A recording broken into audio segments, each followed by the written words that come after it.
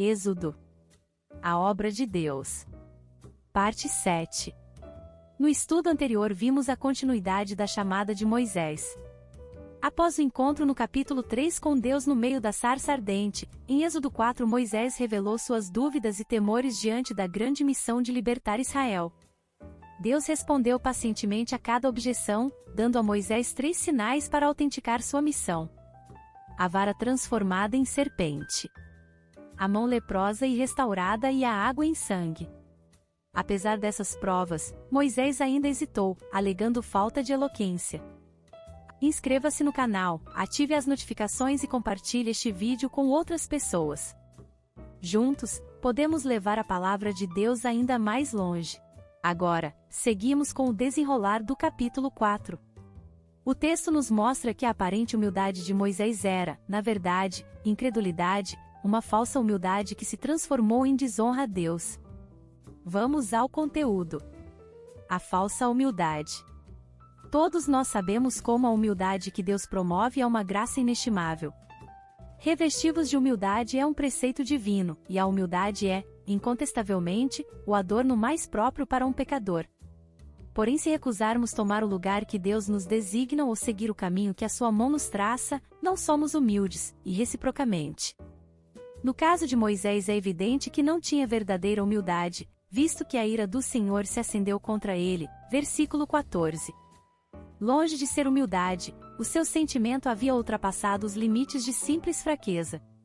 Enquanto se revestiu da aparência excessiva de timidez, embora repreensível, a graça de Deus suportou e respondeu-lhe com reiteradas promessas. Porém, logo que esse sentimento tomou caráter de incredulidade e lentidão de coração, a justa ira do Senhor acendeu-se contra Moisés, e em lugar de ser ele o único instrumento na obra de testemunho e libertação de Israel, teve de repartir com outro este honroso privilégio. Nada há que seja mais desonroso para Deus ou mais perigoso para nós do que uma humildade fingida. Quando, com o pretexto de não reunirmos certas virtudes e condições, recusamos tomar o lugar que Deus nos dá, não mostramos humildade, visto que se pudéssemos convencermos-nos de que possuíamos essas virtudes e essas condições imaginaríamos que tínhamos direito a esse lugar. E a recíproca é também extremamente verdadeira. Quando julgamos que há alguma virtude em nós, para o exercício de qualquer função ou trabalho para Deus, então é evidente que decaímos da graça. A presunção tomou conta de nós e já não somos verdadeiramente portadores de uma verdade intrinsecamente formada. O orgulho já passa a nos dominar, as minhas virtudes já se sobrepõem à virtude daquele que me impulsiona porque previamente havia me capacitado e, enquanto prego a outros, sou eu mesmo o maior necessitado do conhecimento da fraqueza que me habilita a ser um dispenseiro fiel. Por exemplo, se Moisés possuísse uma medida de eloquência como ele julgava necessária, temos motivos para crer que estaria pronto a partir. Ora, a questão é de saber qual o grau de eloquência que ele necessitava para poder cumprir a sua missão, enquanto que a resposta é que sem Deus nenhum grau de eloquência humana é suficiente, ao passo que com Deus o mais simples gago pode ser um ministro eficiente. Eis aqui uma grande verdade prática. A incredulidade não é humildade, mas orgulho. E, o orgulho, medida de presunção, evidência de vida pelo ego. Recusa crer em Deus porque não encontra no ego uma razão para crer. Ou dá vazão ao orgulho como medida de autoglorificação. Este é o cúmulo da presunção. Se quando Deus fala me recuso a acreditar, com base em alguma coisa que há em mim, seja pela falsa humildade, seja pela presunção enrustida, faço de Deus mentiroso. 1 João 5 verso 10. 4 versos 17 e 18. Moisés precisava da permissão de seu sogro, Jetro, para deixar o local onde vivia, para um acontecimento similar envolvendo Jacó, leia Gênesis 31. Moisés se tornará um membro oficial do clã de Jetro, Êxodo 2 do verso 16 ao 22. A bênção deste, vai em paz, era natural. 4 verso 19. As palavras disse também o Senhor a Moisés não são uma nova manifestação divina, e sim uma referência às revelações de Yahvé a Moisés. Êxodo 3 verso 4. Esta expressão pode ser traduzida como tinha dito, Êxodo 6 verso 28. 4 verso 20. Moisés levou seus filhos. Gerson, o primogênito de Moisés, é citado em Êxodo 2 verso 22. O nome do segundo filho não é mencionado até Êxodo 18 verso 4, após a libertação de Israel. Era Eliezer, cujo nome significa Meu Deus é auxílio. Moisés também levou consigo o cajado que o Senhor usou para demonstrar seu poder a ele. Verso 2 ao 5 e 17. 4 verso 21. Na passagem seguinte, o faraó, provavelmente Amenófis II, 1447-1421 a.C., não era somente o rei do Egito, mas um símbolo para todos aqueles que resistem a Deus, todos os inimigos do Senhor. Eu endurecerei o seu coração. Alguns interpretam esta passagem como um indicativo de que Deus confirmaria o que o faraó já estava determinado a fazer. Nas 5 primeiras pragas, o endurecimento do coração é atribuído ao faraó. Êxodo 7 verso 13 e 22, Êxodo 9 verso 7. Então, na sexta, Deus endureceu mais ainda o coração do rei do Egito, Êxodo 9 verso 12. Outros insistem que o Senhor determinou a resposta negativa de Faraó muito antes que este endurecesse seu coração. Estes intérpretes apontam este versículo e Êxodo 9 verso 16, ao afirmar que Deus o manteve de pé com o propósito de mostrar-lhe o seu poder. 4 versos 22 e 23. A nação de Israel é o primogênito de Deus, e naturalmente, ele é o seu pai. No decorrer do tempo, outros, todos aqueles que acreditariam no Filho do Senhor, tornar-se-iam filhos de Deus. João 1 verso 12. O Senhor também tem uma filha, Sião, uma expressão carinhosa para Jerusalém, Salmos 87. Contudo, a nação de Israel é o seu primeiro filho. Consequentemente, o Senhor declararia todos os primogênitos israelitas como seus, porque ele os salvou da 10ª praga, a morte de todos os primogênitos dos egípcios. Números 3 verso 13. 4 verso 24. E aconteceu no caminho, numa estalagem, que o Senhor o encontrou e o quis matar. A estalagem era um tipo rústico de hospedaria que ficava no caminho de volta de Moisés para o Egito. Ali, o Senhor o encontrou e o quis matar. O significado preciso desta passagem é obscuro. Um dos filhos de Moisés não era circuncidado, apesar da instrução que Deus dera.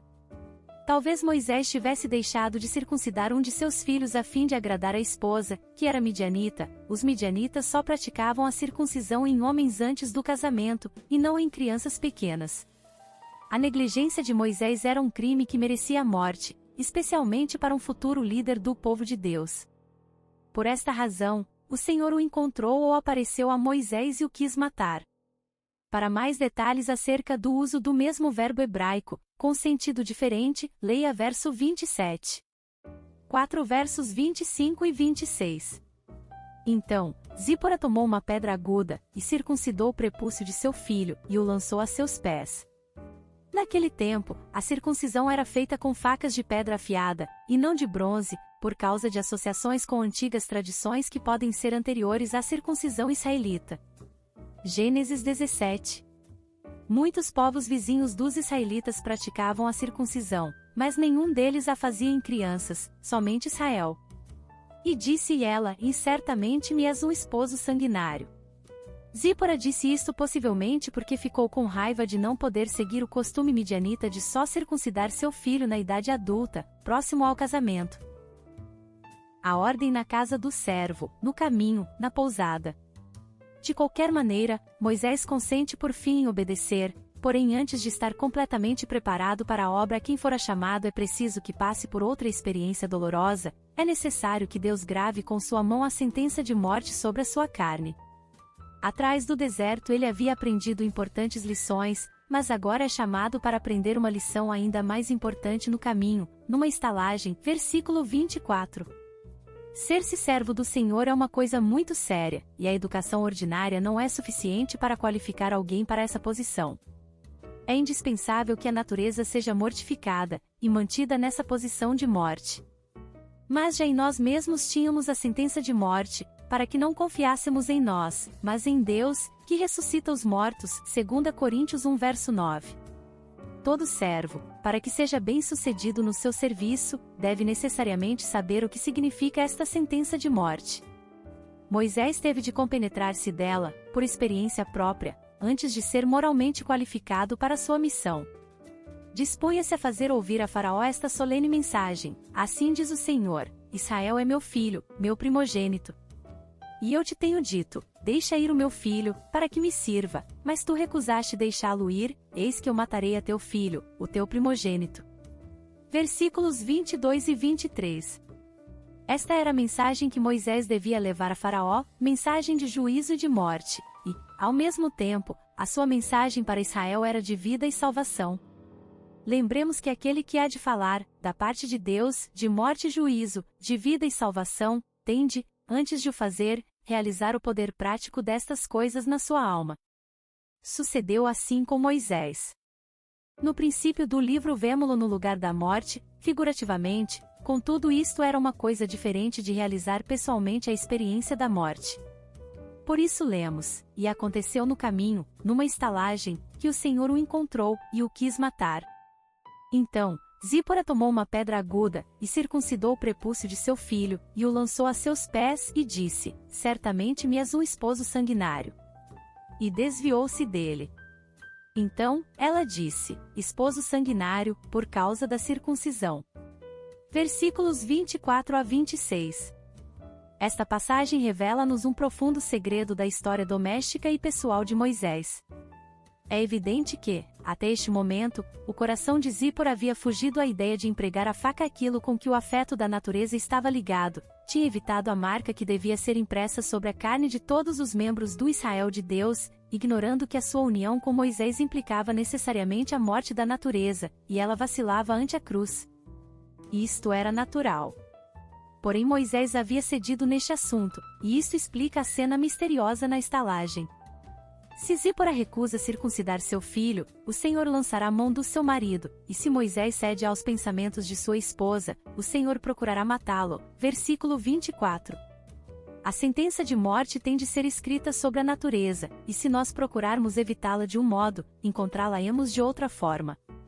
É interessante notar que versículos antes, o Senhor tirou água do rio Nilo e derramando pelas mãos de Moisés na terra seca a água se tornou em sangue.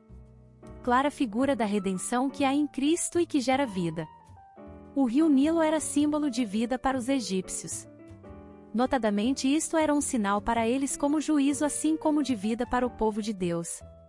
Isto ocorre que logo após o Senhor aparece a Moisés e quer matá-lo porque ele não aplicou a faca circuncidando sua própria carne na pessoa de seu filho.